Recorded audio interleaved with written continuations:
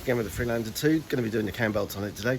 As I said in the last video, this car's got 217,000 Ks on it, and I've got no real idea as to what's going on with the service history.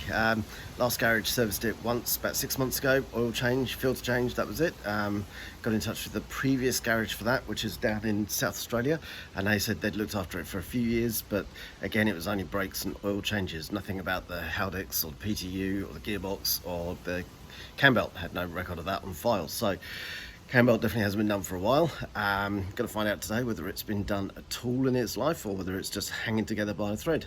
Now, although I've been telling my wife it's not a problem and I'll get around to it, do it as quick as I can, literally every time I've gone in this car I've been nervous that when I hit that start button that it's just gonna chew the teeth off the belt and destroy the engine.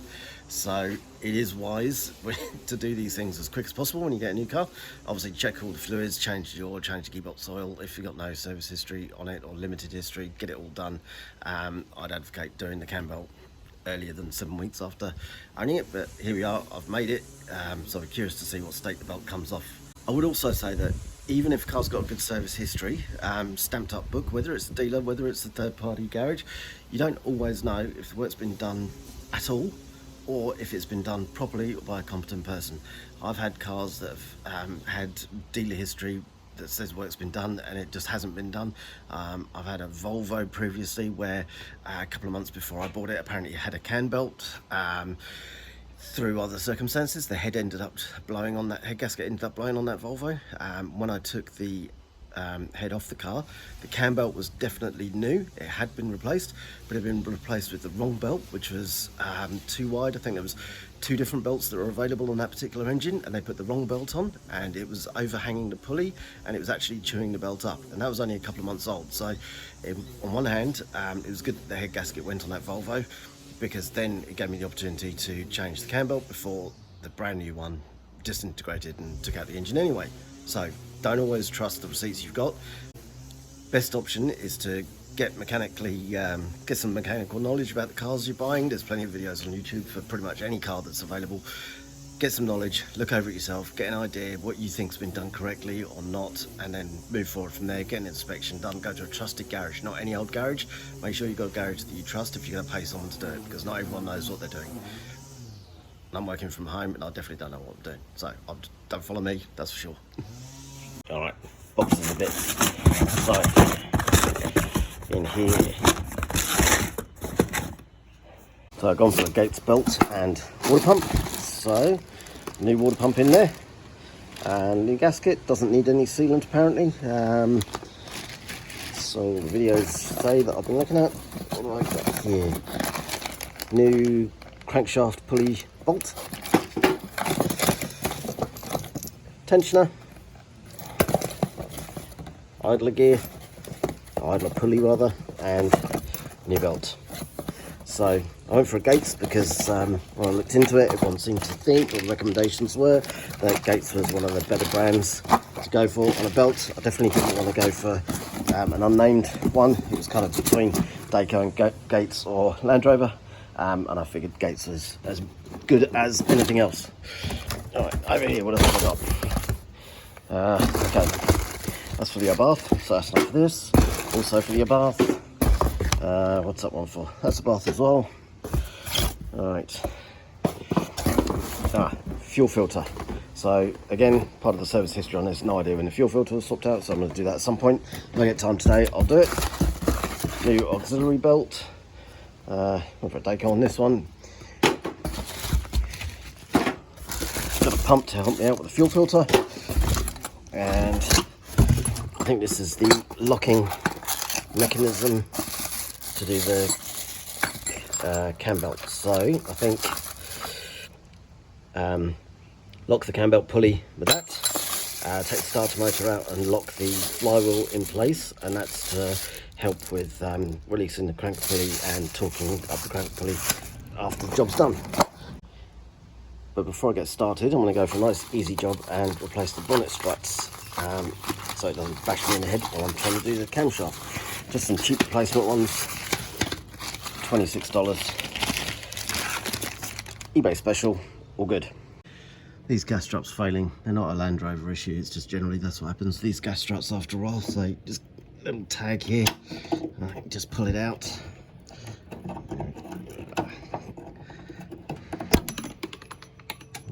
Catch that. Well, just as well I'm replacing it because that clip's just buggered off down the engine bay somewhere to start a new life by itself. Alright, undo this one. Probably help if I had a flat screwdriver rather than a broken prong.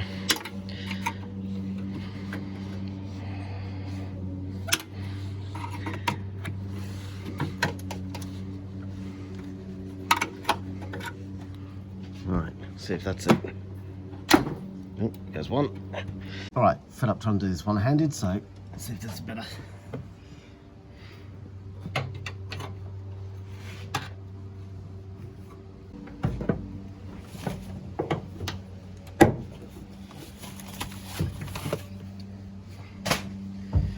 There we go, one done.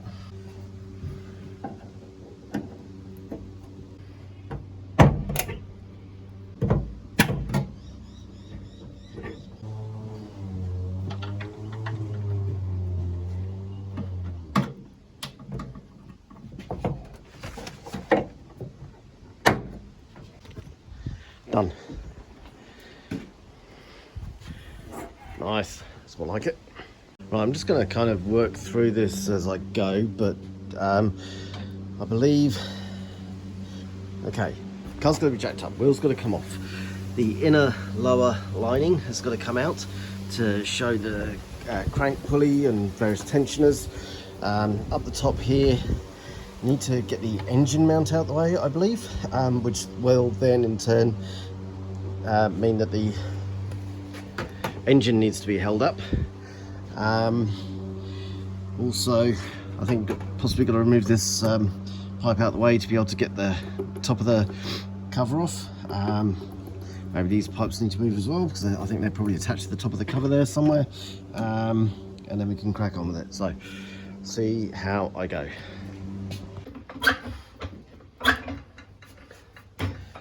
Okay, jack's knackered. I'll get the car off the ground. Awesome.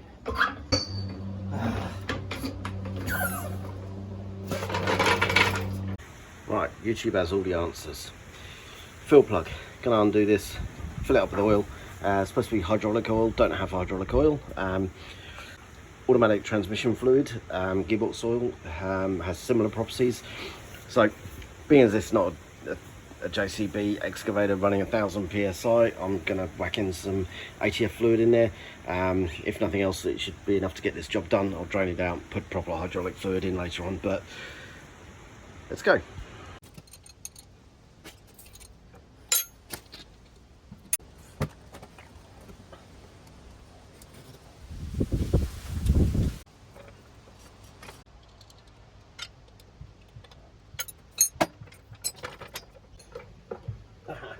There we go. That should do it.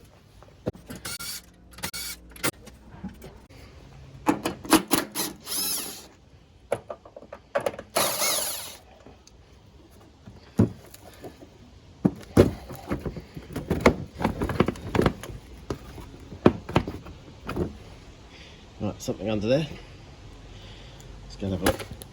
I think I'll attach to that one. Would have been easier with my electric screwdriver. Never mind. Yeah, that seems loose now. Maybe one more. Looks like it might stretch across to the second one as well.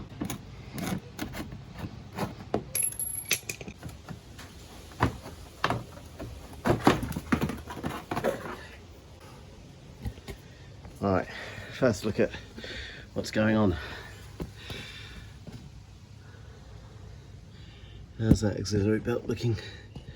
Not too bad, doesn't look that new though. Crankshaft position sensor, I think there's a delicate ring underneath that flywheel pulley. Alright, so got a better view down here now with the torch. Yeah, got to take those pipes out of the way, got to take this pipe out of the way. There's the cam cover just there, be able to unbolt that. Alright, just going to get the auxiliary belt off. So let's slacken off the tensioner. There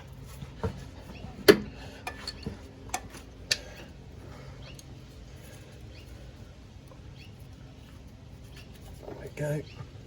Release that.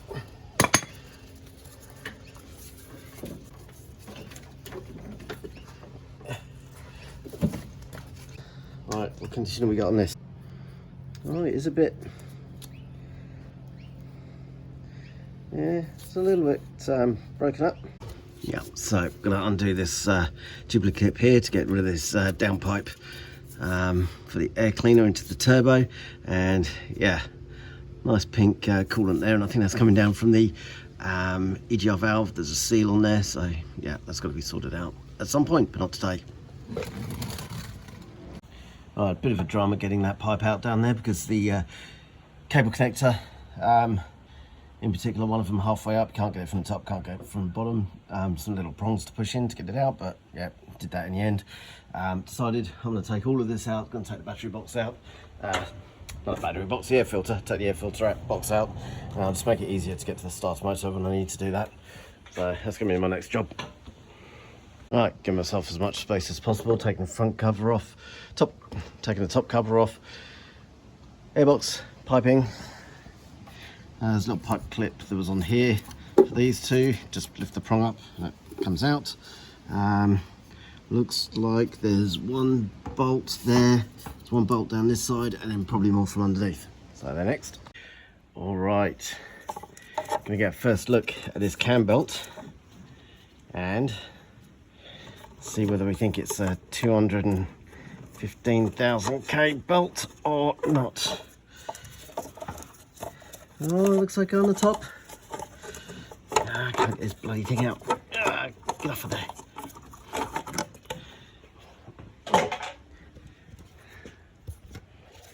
Right.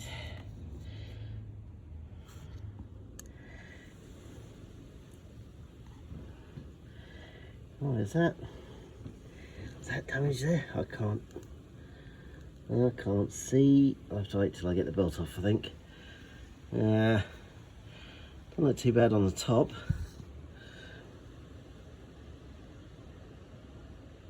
Yeah, it might be a bit gnarly. Oh, what's going on down there? Can't. I don't know. I can't see. I'm going to pause the video, have a look at that and see what I can see. But yeah, we'll get the belt off soon. Sure, at this point, to get the crankshaft pulley off, I'm going to have to lock the flywheel. So I'll have to take the starter motor out because if I just try and undo that, I don't have a rattle gun. So if I try and undo that, it's just going to turn the crank. So I've got to lock it all in place, I think. Okay. Locking pin in the cam pulley. What I found was that's a pretty close fit, so I actually got it roughly in line with the drill bit, and then I could kind of feel which way off center the hole was to the little slot, and then I was able to get it much closer and then just knock in the pin quite easily there. All right, that's where it goes. All right, down here for the starter, there's 3 bolts going in from the right hand side of the engine, 3 13mm. Where is it? One's under the loom here, one's here, and one's further round to the bottom. A bit fiddly to get one done, but they weren't too tight, so they're on their way out. So after you've taken the starter motor out, there's a black shroud that is behind the starter motor that also needs to come out. There's one bolt holding that in, and then I've secured the flywheel with the clamp. I couldn't find a pinhole in the flywheel as per other instructions, but at the end of the day, as long as the crank's locked and the cam's locked, mark up the belt, which is what I've done here, and I'll do that on the bottom when I get the pulley off, and then it'll all go back on exactly the same.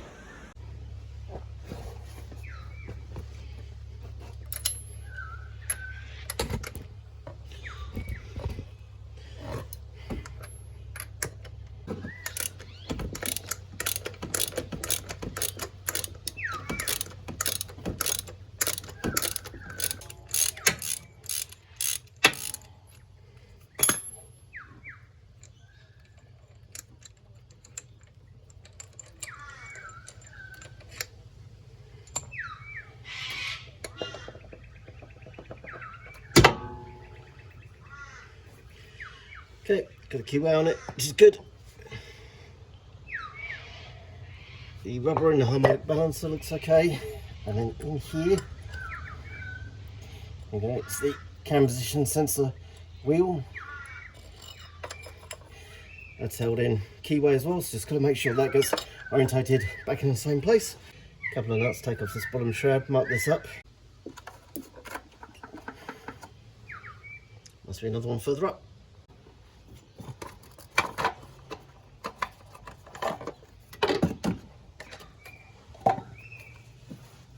I can't see any previous marks on this of any sort, so I don't know if anyone's been in here. I can see the water pump is got Ford Motor Co on it, so if it's not the original water pump to this engine, it's definitely an original part. But yeah, it's starting to look like maybe it hasn't had a cam belt or a water pump. Let's mark this up. So, either side. Okay, I'll just put a B on here so I know it's the bottom. And a T on the top. So when I come to match up the new belt and the old belt, I know what I'm looking at regarding the marking. So there's top marking, bottom marking. Alright, undo this tensioner. Not sure if it looks like it's over tightened, under tightened, but the needle's nowhere near the marker on the tensioner.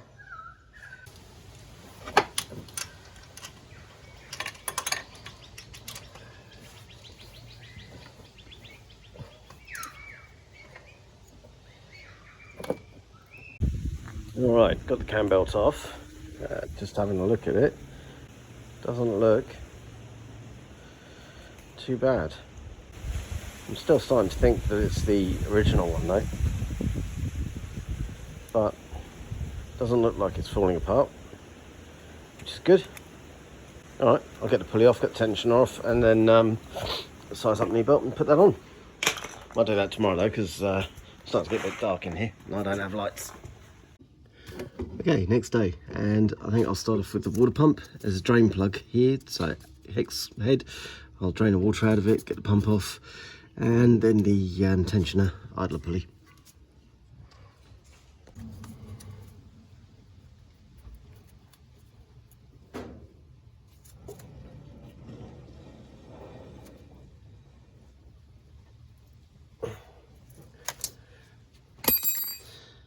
Okay, seized. I'll just take the water pump off, let it all drain out.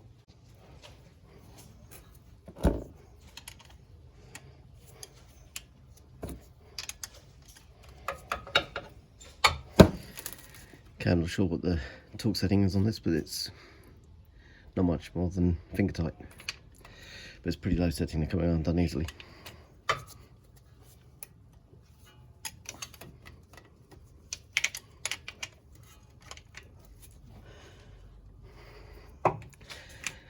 Barely any tension on them at all.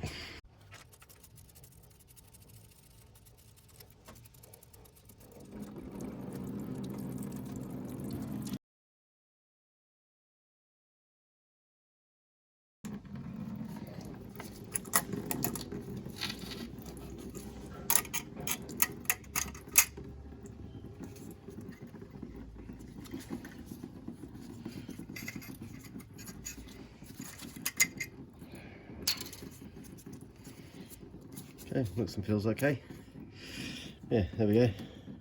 Ford Motor Company. So I reckon it's the original one. Okay, the tensioner pulley, not the tensioner, the idler pulley, is clamped behind the lower half of the engine mount bracket. I'm not going to undo it. I don't need to at the moment, so I'm just going to see if I can take that out, leaving the engine mount in place. Obviously, it'll be a lot easier than having to jack the engine up. It's actually got a Torx socket on it, but an 11mm worked absolutely fine. No problem, didn't slip. Falls out, careful of your orientation, but you can see there, that's where it goes against the mounting bracket. This against the engine block. Okay, tensioner comes out, 13mm nut, there's a stud left in the engine. When you put the new one back on, Pay attention to that locating lug. There's a little divot on the engine block that sits over. You then use an Allen key to tension up, and I believe, I'll look into it, but I believe the needle has got to rotate and sit in between this lug, and then you tighten it off on the nut once you've achieved that particular tension. Okay, first back in, new idler pulley.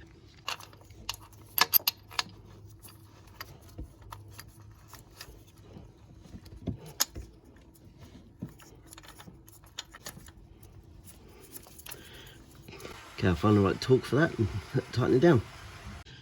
Okay, new idler pulley all torqued down. It's 60 Newton meters or 44 foot-pounds. I'm going to put the new water pump in first instead of the tensioner, because the tensioner's got a locking pin on it, which obviously that needs to come back to this face here and likely to fall out, so I'll leave that till the last item. When the belt's in, then I can release it gently. New pump, there's that drain plug that I was trying to get out that was seized on the other one.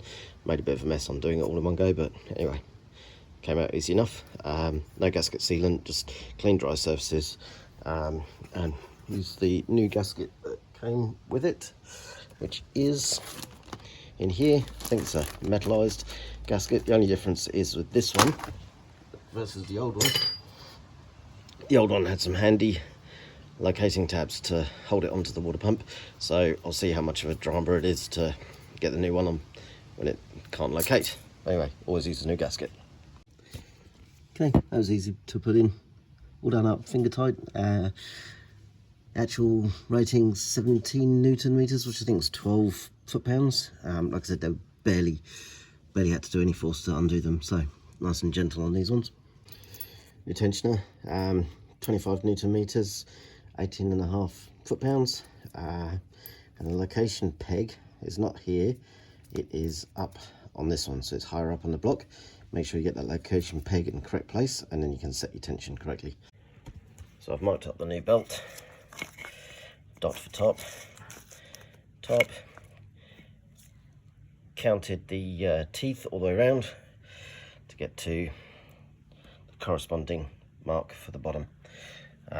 Counted it several times and also offered it up tooth by tooth just to double check that it is the same configuration.